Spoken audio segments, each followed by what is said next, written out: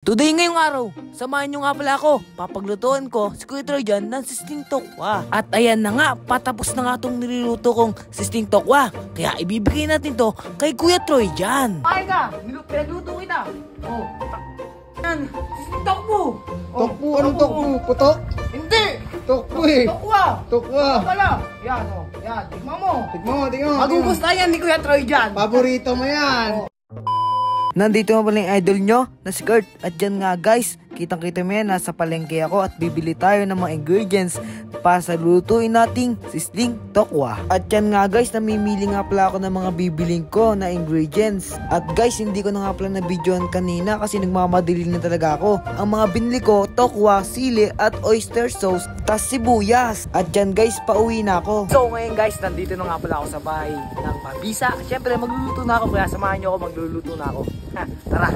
At dito nga guys, okay na nga pala, naka-ready na yung mga lulutuin ko. At syempre, ang uunahin natin, ang paggagayat ng sili. Sigurado guys, matutuwa si Kuya Troy dyan sa lulutuin kong to. At dyan nga guys, tapos ko na nga palang gayatin yung mga siling ito. Kaya ang susunod natin, itong sibuyas naman. At dyan nga guys, okay na nga pala tong mga ginayat ko. At maglalagay na nga pala tayo ng mantika dito sa ating mahiwagang kawali. At dyan nga guys, binuksan ko na nga pala yung shilane para uminit na ito. At dyan guys, maghihintay nga lang pala tayo ng ilang minuto bago uminit itong kawaling ito. At dyan nga guys, uminit na nga pala yung kawali, kaya maglalagay na tayo ng mantika. At syempre guys, pagkalagay nyo ng mantika, hihintay tayo ng mga ilang minuto kasi papainitin natin itong mantikang ito. At dyan nga guys, mainit na nga pala yung mantika, kaya maglalagay na tayo ng sibuyas. At syempre guys, hahaluin natin to para lumabas yung katas ng sibuyas. Kayo ba guys, mahilig din ba kayong magluto?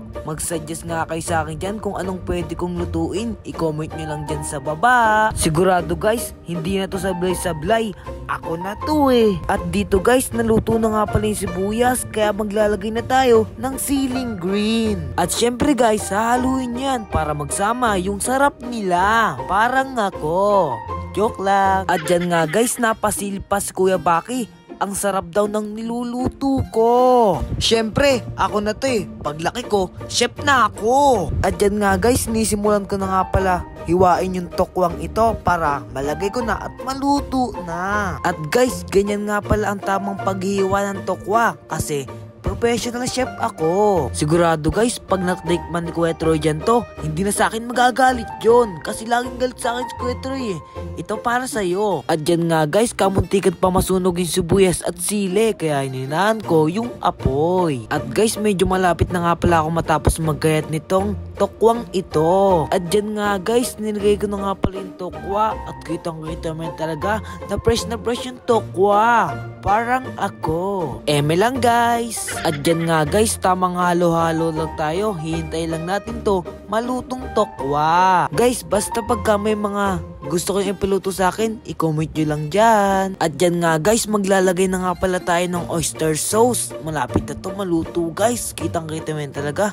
Sobrang sarap nan. At dito guys, sumilip nga ulis ko yung Baki. At gusto na gusto tong niluluto ko. At dyan nga guys, kitang-kita mo talaga na malapit na siya maluto. Natatakam na ako sa luluto kong to. At guys, okay na nga pala. Kaya ibibigay natin ito kay Kuya Troy dyan. At guys, ayun nga pala yung finished product. Kitang-kita mo talaga na sobrang sarap na. Guys, yan, bibigyan natin ito kay Kuya Troy. Magugustuhan ko.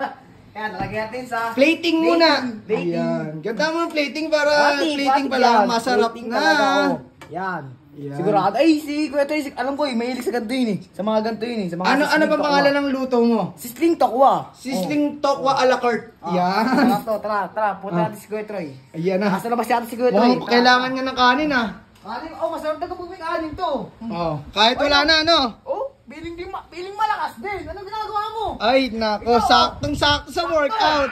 Sakto, sigurado, gutom ka na. Oh, 6:50 na. Kakain ka na. Oh, kumain ka. Pinagluto kita. Oh. Ano naman yan?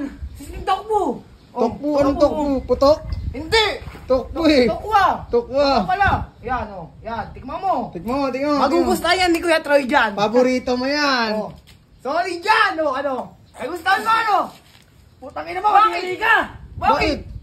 Hilaw pa yan eh, putang ina mo eh. Bakit naman to? Hindi, kala ko may nagsamagan to. Ah, ano ba yan? To. Sisling takuha ka. Hindi ako nakain yan. Hindi ka ba nakain to? Toko eh, pang mayor naman yan. Grabe naman to eh. Patingin nga, patingin mga patikim. Mga pinagluto eh. Para malaman natin. Putik yan. tingnan mo. Yan. Ikaw ang kumain yan, ikaw. Ha? Putik yan. Ba't ako kakain ito? Oh, ikaw kumain. Puta, hilaw nga, ano to, taho? Tao. Ganito mo gamit tao. Eh, ginaano nga, pinilito ko nga. Buksin lang nga kami yan. Uy, grabe naman to. Taho, hindi na makakain, lutuin mo na bago. Eh, hindi mo na-appreciate yung niluto ko? Ha? Doon ka na lang sa kong tumira eh. Grabe naman to eh. Doon ka na. Doon ka na, pumasok ka na doon. Nagluto ka ng taho, pritong taho yata yan eh. Paano to? Wala na, tatapon mo na yan. Anong gagawin ko dyan? May ganyan-ganyan ka pa, may mga ano pa yun oh. May sibuyas pa. Sarap nga to eh. E di kainin mo. Doon ka na.